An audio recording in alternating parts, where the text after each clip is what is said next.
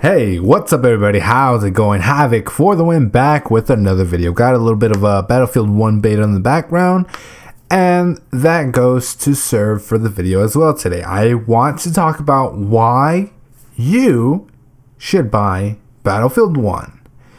And honestly, I made a video, I think probably a month or more, not a while back. I made a video talking about why you should not buy Call of Duty Infinite Warfare, right? And recently, the whole multiplayer reveal and me playing Battlefield 1 beta got me to thinking, I can kind of see the cons and the positives on both sides, right? Because I've played Call of Duty for years, at least a century, put it that way. So it's been a long time since I've been playing. Battlefield, I've played here and there since Battlefield Company 2. I didn't play 3. I played some of Hardline, and I played the shit out of Battlefield 4. Battlefield 1, well, obviously the beta, I'm really much enjoying. So what I'm going to do, I'm not too sure if I'll have them consecutively, but I already did why you should not buy Infinite Warfare. And then I'm going to make another video on saying why you should buy Infinite Warfare. And same thing for Battlefield 1, why you should and you shouldn't. So today is going to be why you should buy Battlefield 1. Alright, so with my experience, I think the people who've been playing COD like I have, the people who just have COD fatigue, I think Battlefield 1 would be a very, very great addition to your gaming list, your gaming collection, whatever the hell you want to call it. Because like I said, I've been playing Call of Duty since COD 2? COD, the original Call of Duty on PC. Yeah, that's pretty far. I think when Call of Duty didn't even have multiplayer back in the day. So yeah, that's a pretty long time playing this game. Or playing Call of Duty. So the thing that I love about Battlefield is how massive it is, but how would you say, there's always something going on. There's this, well, right now in the background I'm playing Rush, which is 24 players in total, but there is another game mode called Conquest, which is 64 players, which is crazy. Like, when the hell will Call of Duty ever do that? You know, maybe in like 10 years, maybe if they ever decide to change that engine, you know, upgrade it, just, you know, stop upgrading it, just get a brand new one, you know, maybe like Frostbite, like Battlefield does. And like Battlefield, it, like, if you really like taking your time and actually like if you like strategy, I wouldn't say it's so strategic, but you do have to like think about things. You can't just run in there and be stupid and blah blah blah blah. Running in there and guns blazing in Battlefield, it really never works. Playing by yourself really never works in Battlefield. It's always better to play as a team when you're playing Battlefield. But then again, that is a little, I guess, a con for Battlefield. If you really don't have people to play with, Battlefield's not for you. But I will elaborate more on that in another video. Battlefield 1 to me is very fun, very open, which I really love. I love the vehicles, I love the customization there is, and it's still here in Battlefield 1. It took me probably like 2 days to realize I could customize the planes, customize the tanks. Like, I'm not even just talking about like how they look. I'm talking about the weapons they have. Like, there's a tank that just comes with all turrets, right? Like machine guns. Then you can add like tear gas or mustard gas canisters. You can add flamethrowers in the back. There's just so much customization, and this is just a beta. It literally shows you more stuff, but it says for full game.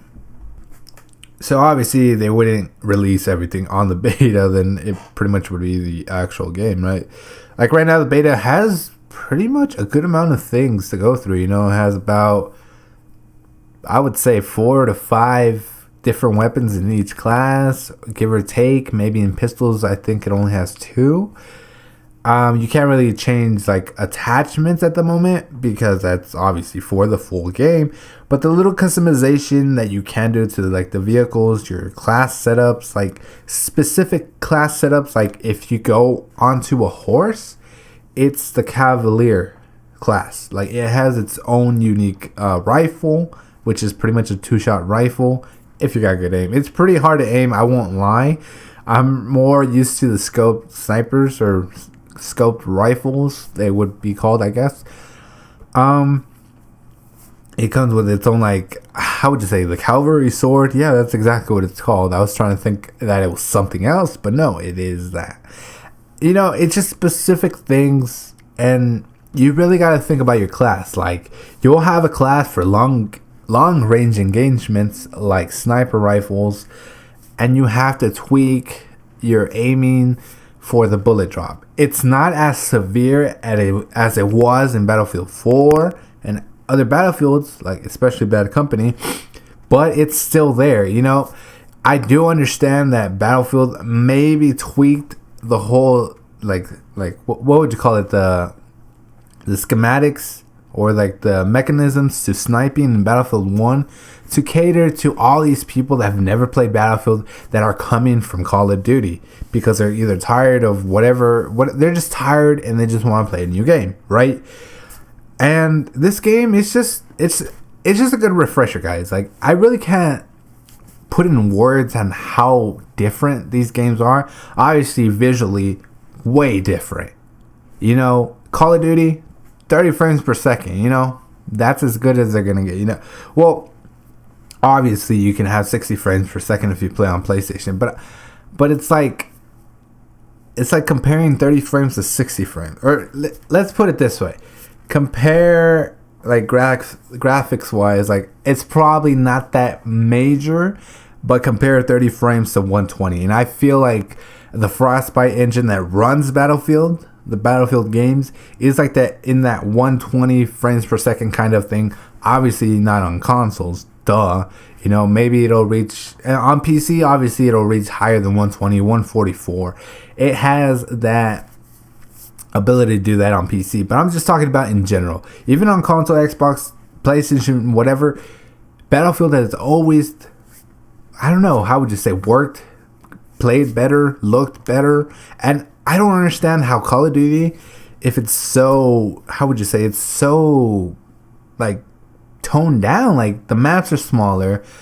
Well, I guess now with the introduction of like, I don't know, future movement or whatever the hell you want to call it, but even at that, they don't have that much customization. They really don't have much going on. Why can't they look as beautiful as Battlefield? You know what I mean? But like I said, I don't want to talk bad about Call of Duty. I have my own thoughts about Call of Duty. I have my own thoughts about Battlefield. And I honestly feel, you know, you're obviously watching this video to get my thoughts on Battlefield. Well, the Battlefield beta, let's say the beta has some bugs in it. Like the menu, like it takes forever to do anything on the pause menu.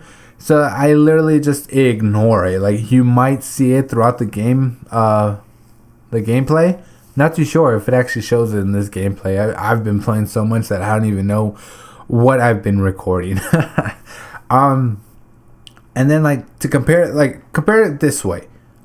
I originally was going to play the shit out of the Titanfall beta or tech test or whatever the hell you want to call it. But I just got bored. And then with Battlefield, I can't put it down. I love playing. And it's crazy because in Titanfall, they introduced 3 maps. Battlefield, it's the same damn map, 2 game modes, right? And in Titanfall, there's like 3. I don't know. I just didn't feel Titanfall was any improvement. So I just didn't like it.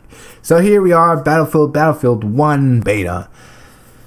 I say, if you haven't yet, download the beta, play some games. You know, if you want to play with me, if you don't have a crew to play with, go add me on Xbox One right now. It's my YouTube gamer tag. And just see for yourself how fun this game really is. But like I said, I just wanted to get my little thoughts about Battlefield 1. Expect why you should buy Infinite Warfare and why you shouldn't buy Battlefield 1 in the future. Because everybody has that mind. Like, everybody will like what they're gonna like, but I always feel like I can like add a little bit of information or a little expertise into the equation to help people out. But anyways, thank you for watching the video. Stay awesome, people. Until the next one. Bye bye. What we do here is go back.